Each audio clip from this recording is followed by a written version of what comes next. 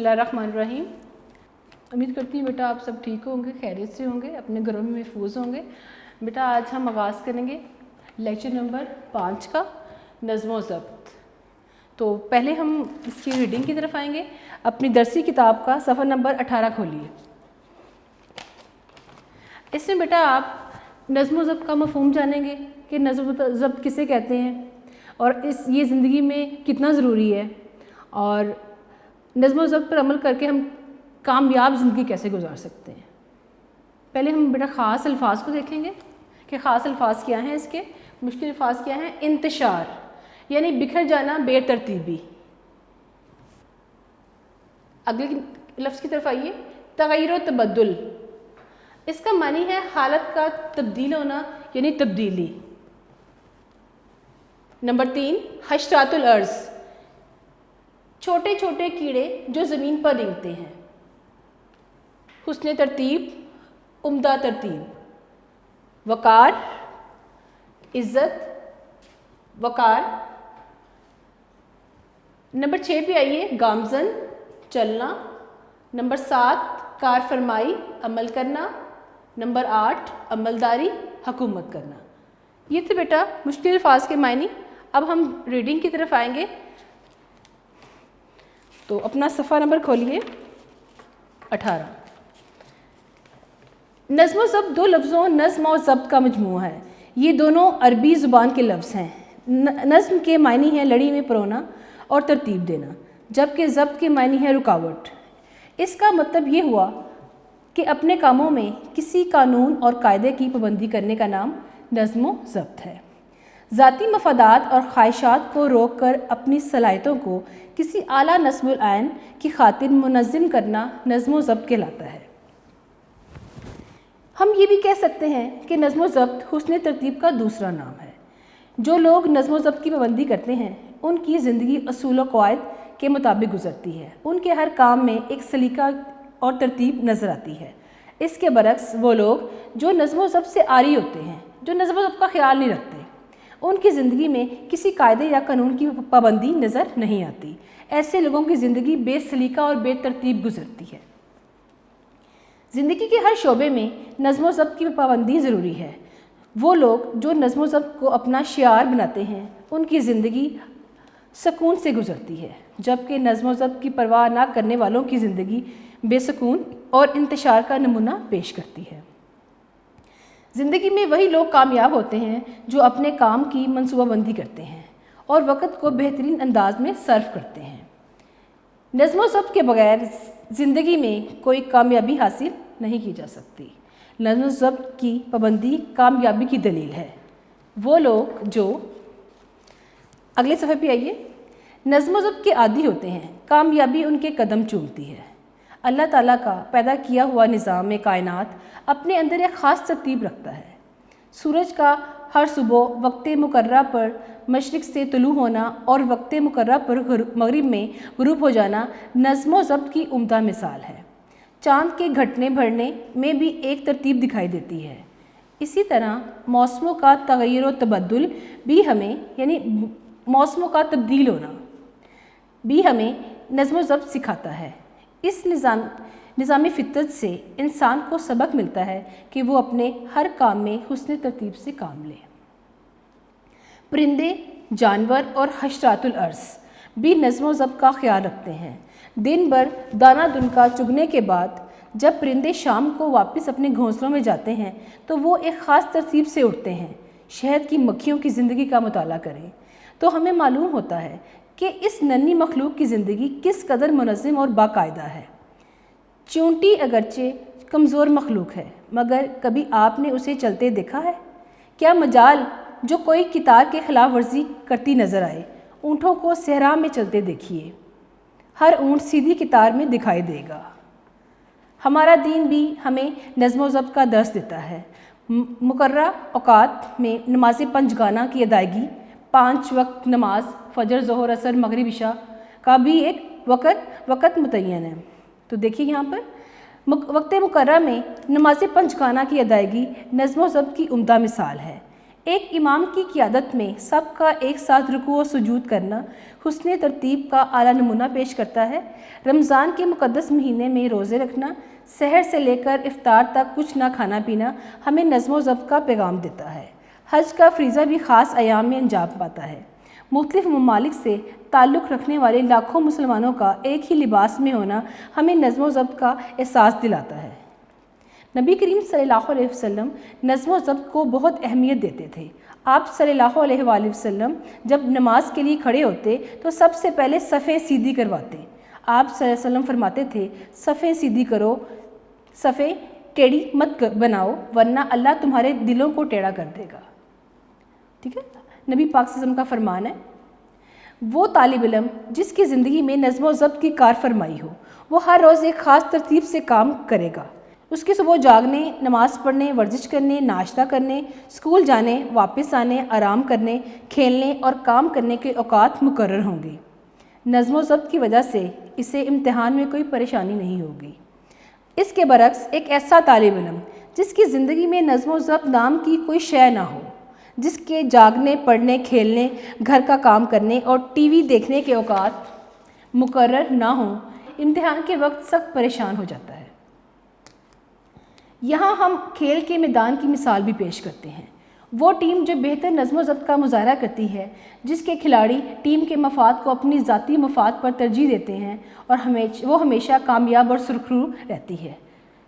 اس کے برعکس نظم و ضبط سے محروم ٹیم کے مقدر میں شکست لکھ دی جاتی ہے۔ بدقسمتی سے ہمارے ہاں بعض اوقات بد نظمی کے مناظر دیکھنے کو ملتے ہیں۔ ایسا کرنے والے اپنے لیے بھی مشکلات پیدا کرتے ہیں اور دوسروں کو بھی مصیبت میں ڈال دیتے ہیں۔ مثال کے طور پر لوگ بس اسٹاپ یا ریلوے اسٹیشن پر کھڑے بس یا گاڑی کا انتظار کر رہے ہوتے ہیں۔ جو ہی بس یا گاڑی آتی ہے، ہر کوئی اس میں داخل ہونے کی کوشش کرتا ہے۔ ہر کوئی گاڑی میں سب سے پہلے سوار ہونا چاہتا ہے۔ بحث و تکرار ہوتی ہے، دھکم پیل ہوتی ہے۔ اگر یہ لوگ آپس میں الجھنے کی بجائے نظم و ضبط سے کام لے کر قطار بنا لیتے تو کتنی آسانی ہوتی۔ دنیا کے عظیم لوگوں کی زندگی کا جائزہ لیں تو ہمیں معلوم ہوگا کہ ان عظیم ہستیوں نے نظم و ضبط کو سختی سے اپنائے رکھا۔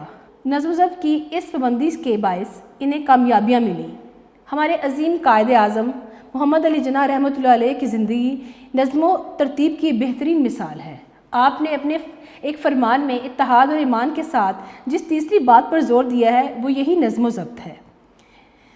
ہمیں قائد اعظم کے اس فرمان پر دل و جان سے عمل کرنا چاہیے۔ اگر ہم اتحاد، ایمان اور نظم و ضبط کو اپنا رہنما بنا لیں تو آج بھی ہم اپنا کھویا ہوا وقار اور عزت پا سکتے ہیں۔ یاد رکھیے، اگر ہم خود کو کامیاب انسان دیکھنا چاہتے ہیں اور اپنے پیارے وطن پاکستان کو ترقی کے راستے پر گامزن دیکھنے کی خواہش رکھتے ہیں تو ہمیں ہر حال میں قانون کی عملداری کو یقینی بنانا ہوگا، یعنی کہ قانون کی پابندی کرنی ہوگی۔ ہمیں قانون کی پاسداری کرنی ہوگی۔ ہمیں زندگی کے ہر مرحلے پر نظم و ضبط کا ثبوت دینا ہوگا۔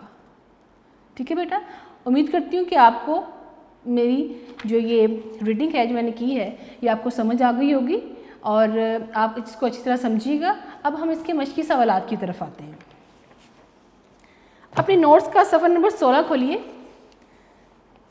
جی، نظم و ضبط، مشقی سوالات۔ سوال نمبر 1 ہے، نظم و ضبط کا کیا مفہوم ہے؟ جواب دیکھیے، نظم و ضبط دو لفظوں نظم اور ضبط کا مجموعہ ہے۔ یہ دونوں عربی زبان کے لفظ ہیں۔ نظم کے معنی ہیں لڑی میں پرونا اور ترتیب دینا، جبکہ ضبط کے معنی ہیں رکاوٹ۔ اس کا مطلب یہ ہوا کہ اپنے کاموں میں کسی قانون اور قاعدے کی پابندی کرنے کا نام نظم و ضبط ہے۔ سوال نمبر 2 دیکھیے، نظم و ضبط کی پابندی کرنے کے کیا فائدے ہیں؟ جی، جواب دیکھیے، جو لوگ نظم و ضبط کی پابندی کرتے ہیں ان کی زندگی اصول و ضوابط کے مطابق گزرتی ہے۔ ان کے ہر کام میں سلیقہ اور ترتیب نظر آتی ہے، انہیں کوئی پریشانی نہیں ہوتی۔ سوال نمبر 3، نظم و ضبط کا خیال نہ رکھنے کا کیا نقصان ہوتا ہے؟ جواب دیکھیے، جو لوگ نظم و ضبط کا خیال نہیں رکھتے ان کی زندگی بے سلیقہ اور بے ترتیب گزرتی ہے۔ ان کی زندگی میں کسی قاعدے یا قانون کی پابندی نظر نہیں آتی۔ نظم و ضبط کا خیال نہ رکھنے سے ان کی زندگی بے سکونی اور انتشار کا شکار ہوتی ہے۔ सवाल नंबर 4, कितार बनाने का क्या फ़ायदा होता है? कितार बनाने से लोग धक्कम पेल से बच जाते हैं, बहसो तकरार नहीं होता, झगड़ा नहीं होता, लड़ाई झगड़े नहीं होते और हर काम आसानी से हो जाता है। सवाल नंबर 5, कानून की अमलदारी से क्या मुराद है? जवाब देखिए, कानून की अमलदारी से मुराद कानून का एहतराम करते हुए नज़्म व ज़ब्त की पाबंदी करना। एक तालिब इल्म बेहतर मनसूबाबंदी से अपने शब रोज़ को किस तरह संवार सकता है? एक तालिब इल्म नज़्म व ज़ब्त के तहत अपने काम सरअंजाम देकर अपने शब रोज़ को संवार सकता है। सवाल नंबर 7, हमारा दीन हमें किस तरह नज़्म व ज़ब्त की तालीम देता है? जवाब देखिए, हमारा दीन हमें इबादत में पाबंदी यानी नमाज, रोज़ा, हज के ज़रिए नज़्म व ज़ब्त की तालीम देता है। तो बेटा ये थे आपके मशक़ी सवालात। उम्मीद करती हूँ कि आपको समझ आ गए होंगे और अब हम बढ़ेंगे इसकी सलीस की तरफ। तो मैंने आपको जैसे कि पहले लेक्चर्स में भी बताया है कि सलीस जो है वो मुश्किल पैराग्राफ आपको दिया जाता है और आप मुश्किल अल्फाज की जगह आसान अल्फाज जो है मीनिंग उसके लाकर, उसके मायने लाकर उस पैराग्राफ कैसे आसान करते हैं हम देखते हैं। देखिए मुश्किल पैराग्राफ, बदकिस्मती से हमारे यहाँ बाज़ औक़ात बदनज़मी के मनाज़िर देखने को मिलते हैं। ऐसा करने वाले अपने लिए भी मुश्किलात पैदा करते हैं और दूसरों को भी मुसीबत में डाल देते हैं। मिसाल के तौर पर लोग बस स्टॉप या रेलवे स्टेशन पर खड़े बस या गाड़ी का इंतज़ार कर रहे होते हैं। जो ही बस या रेल गाड़ी आती है, हर कोई इसमें दाखिल होने की कोशिश करता है। हर कोई गाड़ी में सबसे पहले सवार होना चाहता है। बहसो तकरार होती है, धक्कम पेल होती है। अगर ये लोग आपस में उलझने की बजाय नज़्म व ज़ब्त से काम लेकर कितार बना लेते तो कितनी आसानी होती।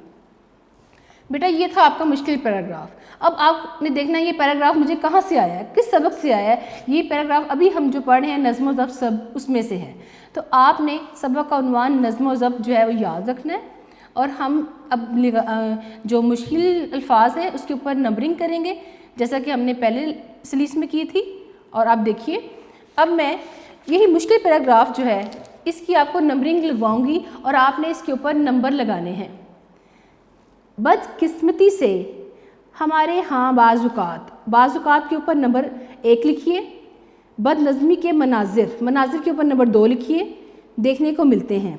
ऐसा करने वाले अपने लिए भी मुश्किलात के ऊपर नंबर 3 लिखें और दूसरों को भी मुसीबत में डाल देते हैं। ये दूसरों को मुसीबत में डाल देते हैं, इस छोटी सी लाइन को अंडरलाइन करें और इसके ऊपर नंबर 4 लिखें।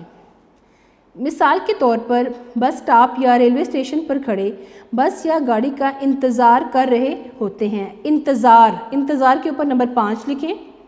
जो ही बस या रेल गाड़ी आती है, हर कोई इसमें दाखिल होने की कोशिश करता है।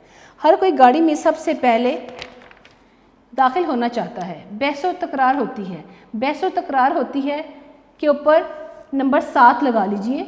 मैं नंबर 6 भी लगवाती हूँ क्योंकि सलीस आसान जो की गई है उसमें नंबर 7 जो है उसका मीनिंग पहले दिया गया है, उसका मानी पहले मौजूद है, इसलिए मैं बहसो तकरार के ऊपर नंबर 7 लगवा रही हूँ। नंबर 7 जी, इसके ऊपर नंबर 7 लगाइए। धक्कम पेल होती है, धक्कम पेल के ऊपर नंबर 6 लगाइए। अगर ये लोग आपस में उलझने की बजाय उलझने के ऊपर नंबर 8 लगाए, नज़्म व ज़ब्त से काम ले लेते तो किताब बना लेते तो कितनी आसानी होती।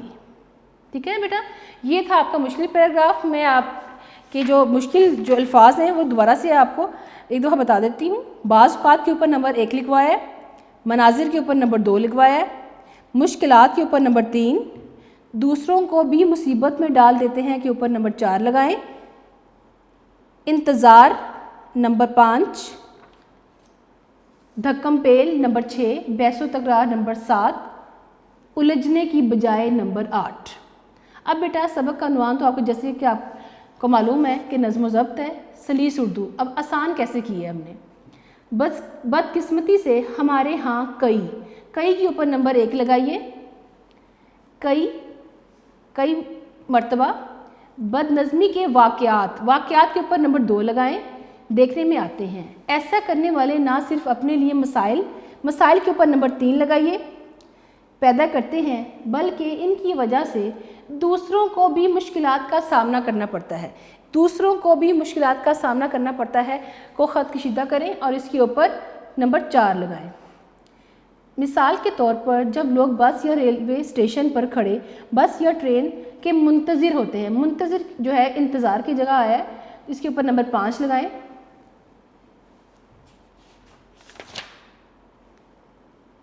جو ہی جیسے ہی بس یا ریل گاڑی آتی ہے، ہر کوئی اس میں داخل ہونے کی کوشش کرتا ہے، ہر کوئی گاڑی میں سب سے پہلے سوار ہونا چاہتا ہے۔ دھکے لگتے ہیں کہ اوپر نمبر 6 لگائیں۔ لڑائی جھگڑا ہوتا ہے کہ اوپر نمبر 7 لگائیے۔ اگر یہی لوگ آپس میں لڑائی جھگڑے کی بجائے لڑائی جھگڑے کے اوپر نمبر 8 لگائیں، الجھنے کی بجائے، اور نیچے آپ کے آسان پیراگراف میں ہے جھگڑنے کی بجائے نظم و ضبط سے کام لیتے ہوئے کتار بنا لیتے تو سب کے لیے آسانی ہوتی۔ اوپر والے مشکل پیراگراف میں ہے کتار بنا لیتے تو کتنی آسانی ہوتی، ٹھیک ہے، اور نیچے والے آسان پیراگراف میں ہے سب کے لیے آسانی ہوتی۔ بیٹا یہ تھا آپ کا سلیس پیراگراف، ٹھیک ہے، اس کو آپ نے اچھی طرح سمجھنا ہے، مشکل الفاظ کی جگہ آپ نے ان کے میننگ کو لانا ہے، ٹھیک ہے۔ اب ہم اس کی تفہیم کی طرف بڑھیں گے۔ تفہیم جو ہے وہ ایک پیراگراف ہے جس میں سوالات کے جوابات موجود ہیں، آپ کے اسی سبق سے لیا گیا ہے، اس کو آپ نے غور سے پڑھنا ہے اور ان کے سوالات کے جوابات دیکھنے ہیں۔ تو آئیے دیکھتے ہیں کہ پیراگراف کیا ہے اور سوالات کیا ہیں۔ عبارت کو غور سے پڑھیں اور درج ذیل سوالات کے جواب دیں۔ نظم و ضبط 2 لفظوں نظم و ضبط کا مجموعہ ہے، یہ دونوں عربی زبان کے لفظ ہیں۔ نظم کے معنی ہے لڑی میں پرونا اور ترتیب دینا، جبکہ ضبط کے معنی ہے رکاوٹ۔ اس کا مطلب یہ ہوا کہ اپنے کاموں میں کسی قانون اور قاعدے کی پابندی کرنے کا نام نظم و ضبط ہے۔ زندگی کے ہر شعبے میں نظم و ضبط کی پابندی ضروری ہے۔ وہ لوگ جو نظم و ضبط کو اپنا شعار بناتے ہیں ان کی زندگی سکون سے گزرتی ہے۔ اللہ تعالیٰ کا پیدا کیا ہوا نظام کائنات اپنے اندر ایک خاص ترتیب رکھتا ہے۔ اسی طرح موسموں کا تغیر و تبدل بھی ہمیں نظم و ضبط سکھاتا ہے۔ ہمارا دین بھی ہمیں نظم و ضبط کا درس دیتا ہے۔ مقررہ اوقات میں نماز پنجگانہ کی ادائیگی نظم و ضبط کی عمدہ مثال ہے۔ یہ تھا بیٹا پیراگراف۔ اب اس کے کیا سوالات ہیں؟ سوال نمبر 1 دیکھیے، نظم و ضبط کس زبان کے لفظ ہیں؟ اب نظم و ضبط کن زبان کے لفظ ہیں؟ اس کا جواب پیراگراف میں موجود ہے۔ آپ نے اس کو یاد نہیں کرنا، آپ نے پیراگراف کو اچھی طرح پڑھ کے اس کے اندر سے تلاش کرنا ہے۔ نظم و ضبط عربی زبان کے لفظ ہیں۔ سوال نمبر 2، نظم و ضبط کے کیا معنی ہیں؟ نظم کے معنی لڑی میں پرونا اور ترتیب دینا، جبکہ ضبط کے معنی ہے رکاوٹ۔ موسموں کا تغیر و تبدل ہمیں کیا سکھاتا ہے؟ موسموں کا تغیر و تبدل ہمیں نظم و ضبط سکھاتا ہے۔ سوال نمبر 4، اسلام میں نظم و ضبط کی پابندی کی بہترین مثال کون سی ہے؟ جواب، اسلام میں مقررہ اوقات میں نماز پنجگانہ کی ادائیگی نظم و ضبط کی عمدہ مثال ہے۔ اب یہ پیراگراف جو ہے، عبارت جو آپ کو دی گئی ہے، اس کا آپ نے عنوان لکھنا ہے۔ تو جواب میں نے اس کا عنوان لکھا ہوا ہے نظم و ضبط کی اہمیت یا نظم و ضبط، یہ آپ کی مرضی ہے، آپ دونوں میں سے کوئی ایک بھی کر سکتے ہیں۔ یہ تھا ہمارا تفہیم کا پیراگراف۔ اب آئیے MCQs کی طرف، کثیر انتخابی سوالات کی طرف۔ صفحہ نمبر 18 پہ آئیے۔ درست جواب پر ٹک کا نشان لگانا ہے، گڈ کا نشان لگانا ہے۔ نمبر 1 ہے نظم و ضبط کن 2 الفاظ کا مجموعہ ہے؟ نظم اور ضبط، بے آپشن ٹھیک ہے، بے پہ ٹک لگا لیں۔ نظم و ضبط کس زبان کے لفظ ہیں؟ عربی، جیم آپشن ٹھیک ہے۔ نمبر 3 دیکھیے، نظم کے معنی ہیں لڑی میں پرونا، جیم آپشن ٹھیک ہے۔ نمبر 4 MCQs دیکھیں، ضبط کے معنی ہیں رکاوٹ، دال آپشن۔ نمبر 5، نظم و ضبط گرامر کی روح سے ہے مرکب عطفی، اس میں واو ہے، واو آ جائے یا اور آ جائے تو ہمیں فوراً سمجھنا ہے کہ یہ مرکب عطفی ہے۔ نمبر 6 MCQs دیکھیں، صفیں ٹیڑھی بنانے سے اللہ ٹیڑھے کر دیتا ہے دل، اس میں دل آئے گا، دال آپشن۔ 7 نمبر پہ آئیے، 7 نمبر پہ حشرات الارض سے مراد ہے کیڑے مکوڑے، الف جو ہے اس کا درست جو ہے جواب ہے، اس پہ نشان لگائیں۔ نمبر 8، بس میں سوار ہوتے وقت کوشش کرنی چاہیے پہلے سوار ہونے کی، نہیں، شور مچانے کی، نہیں، کتار بنانے کی، جیم آپشن ٹھیک ہے۔ نمبر 9، قائد اعظم کے فرمان کی درست ترتیب، جیم آپشن اتحاد، ایمان اور نظم و ضبط یعنی تنظیم۔ 10واں MCQs ہے، سجدہ کی جمع ہے سجود، بے آپشن۔ 11 نمبر پہ ہے، 11 نمبر پہ مناظر جمع ہے منظر کی، جیم۔ اگلے صفحے پہ آئیے، نمبر 12 طلوع کا متضاد ہے غروب۔ نمبر 13 جن جملوں میں فاعل موجود ہو وہ کہلاتے ہیں فعل معروف۔ فاعل کسے کہتے ہیں بیٹا؟ سبجیکٹ کو کہتے ہیں۔ جن جملوں میں سبجیکٹ موجود ہو، فاعل موجود ہو، اس کو کہتے ہیں فعل معروف۔ جن جملوں میں فاعل موجود نہ ہو اس کو کہتے ہیں فعل مجہول۔ اعلیٰ کا متضاد ہے ادنا، جیم آپشن۔ نمبر 16 جو لوگ قاعدے قانون کی پابندی نہیں کرتے ان کی زندگی ہوتی ہے بے ترتیب۔ نمبر 17 جو لوگ نظم و ضبط کے عادی ہوں کامیابی ان کے ڈیش چومتی ہے، دال آپشن قدم۔ نمبر 18 قدم چومنا گرامر کی روح سے ہے، محاورہ قدم چومنا۔ نمبر 19 پہ آ جائیں، قائد کا فرمان ہے اتحاد، ایمان اور ڈیش اور تنظیم یعنی نظم و ضبط، جیم آپشن ٹھیک ہے۔ آخری MCQs کی طرف بڑھی، قانون کی عملداری سے مراد ہے قانون پر عمل کرنا، عملداری عمل کرنا، جیسا کہ میں نے ابھی آپ کو بتایا ہے، عملداری عمل کرنا، حکومت کرنا نہیں، عمل کرنا، عمل کرنا۔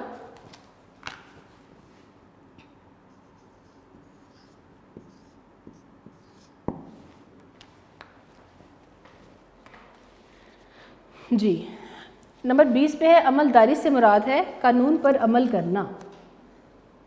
ٹھیک ہے بیٹا، یہ آپ کے تھے MCQs جو 20 تھے اور یہ مکمل ہو گئے۔ امید کرتی ہوں کہ آپ کو سمجھ آ گئے ہوں گے اور آپ نے رائٹ آنسر پہ نشان لگا لیا ہوگا۔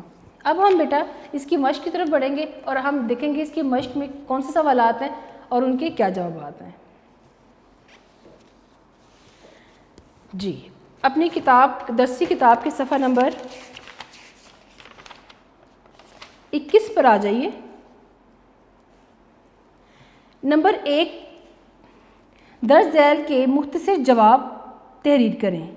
یہ بیٹا میں آپ کو نوٹ سے ابھی پڑھا چکی ہوں۔ دوسرے نمبر پہ آ جائیے، سبق کے متن کے سبق کے مطابق درست جواب پر گڈ کا نشان لگائیں یعنی ٹک کا نشان لگائیں۔ پہلا MCQ ہمارے پاس ہے، نظم کس زبان کا لفظ ہے؟ تو نظم عربی زبان کا لفظ ہے، عربی زبان پر گڈ کا نشان لگائیں، دال آپشن ٹھیک ہے۔ اگلا دیکھیے، صفیں ٹیڑھی بنانے سے اللہ ٹیڑھے کر دیتا ہے، جی دل، دال آپشن پہ گڈ کا نشان لگائیں۔ تیسرے MCQ کی طرف بڑھے، حشرات الارض سے مراد ہے کیڑے مکوڑے، الف، پہلا آپشن ٹھیک ہے۔ نیکسٹ دیکھیے آگے، بس میں سوار ہوتے وقت کوشش کرنی چاہیے کتار بنانے کی، پہلا آپشن ٹھیک ہے، کتار بنانے کی۔ لاسٹ دیکھیے آخری، قائد اعظم کے فرمان کی درست ترتیب ہے اتحاد، ایمان، تنظیم، اتحاد، ایمان، تنظیم یعنی جیم آپشن ٹھیک ہے آپ کے پاس۔ اگلا نمبر دیکھیے، اس سبق کے اہم نکات کو ذہن میں رکھتے ہوئے خلاصہ لکھیں۔ تو یہ خلاصہ جو ہے یہ آپ کے سلیبس میں نہیں ہے، خلاصہ آپ نے نہیں کرنا، یہ سوالات کے جوابات خلاصہ ہی ہے۔ یہ جو آپ کے سوال کروائے گئے ہیں ان کے تمام کے جوابات جو ہیں اگر ہم اس کو ایک پیراگراف کی صورت میں لکھ دیں تو یہ خلاصہ بن جاتا ہے، تو ٹھیک ہے، اس کو دوبارہ سے کرنے کی ضرورت نہیں ہے۔ اگر آپ سوالات کے جوابات کو اچھی طرح سے کر لیتے ہیں، یاد کر لیتے ہیں تو یہ اس کا خلاصہ ہی ہے۔ نمبر 4 واحد کی جمع اور جمع کے واحد لکھیں۔ مفادات، مفادات، اس یہ ہمارے پاس کیا ہے؟ واحد ہے، یہ جمع یہ آپ نے پہلے دیکھنا ہے کہ ہمارے پاس یہ کیا ہے۔ مفادات جمع ہے مفاد کی، تو اس کا واحد کیا ہوگا؟ مفاد۔ خواہشات جمع ہے خواہش کی، خواہش لکھیے، قاعدہ، قاعدہ آپ کے پاس واحد ہے، اس کی جمع لکھیں قواعد، قواعد، سبق واحد ہے، اس کی جمع لکھیے اسباق، سجود، سجود آپ کے پاس جمع ہے، اس کی واحد لکھیے سجدہ۔ آخری نمبر پہ ہے مناظر، مناظر جو جمع ہے اس کی واحد لکھیے منظر۔ جی اب نیکسٹ نمبر پہ ہیں اعراب کی مدد سے درست تلفظ جو ہے وہ واضح کرنا ہے آپ نے۔ اب آپ بورڈ کی طرف آئیے، بورڈ پہ دیکھیے، نظم، ضبط، عربی، شعار، انتشار۔ بیٹا اگر آپ ان کو بول کے جب بولیں گے تو آپ کو فوراً پتہ چل جائے گا کہ میں نے زبر کہاں لگانی ہے اور زیر کہاں لگانی ہے اور میں نے یہاں پر کیا لگانا ہے۔ دیکھیے تو آپ کو اس کے لیے اس کو بار بار بولنا پڑے گا۔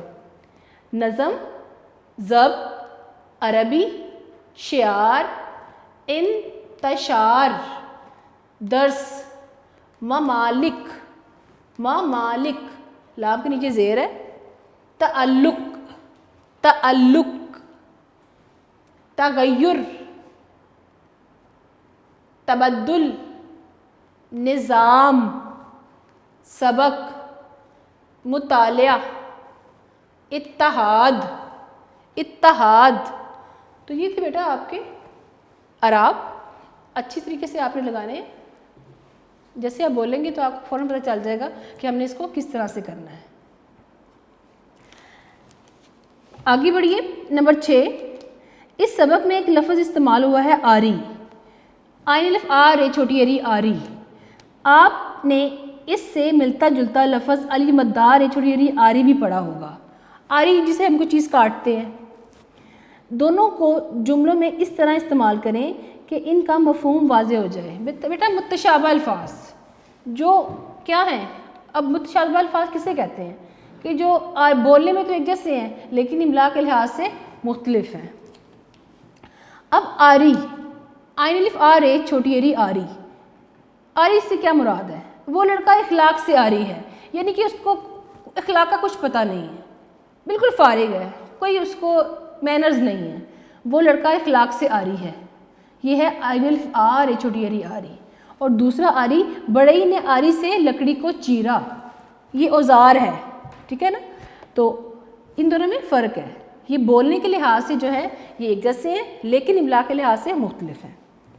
آگے بڑھیے، ان الفاظ کے متضاد لکھیں۔ اب متضاد الٹ کو کہتے ہیں، کامیاب، ناکام، اعلیٰ، ادنا، زندگی، موت، مشرق، مغرب، طلوع، غروب، بد قسمتی، خوش قسمتی، بد قسمتی، خوش قسمتی، ٹھیک ہے۔ ایک دفعہ میں دوبارہ ان کے متضاد جو ہے وہ آپ کو بتا دیتی ہوں، کامیاب، ناکام، اعلیٰ، ادنا، زندگی، موت، مشرق، مغرب، طلوع، غروب، بد قسمتی، خوش قسمتی۔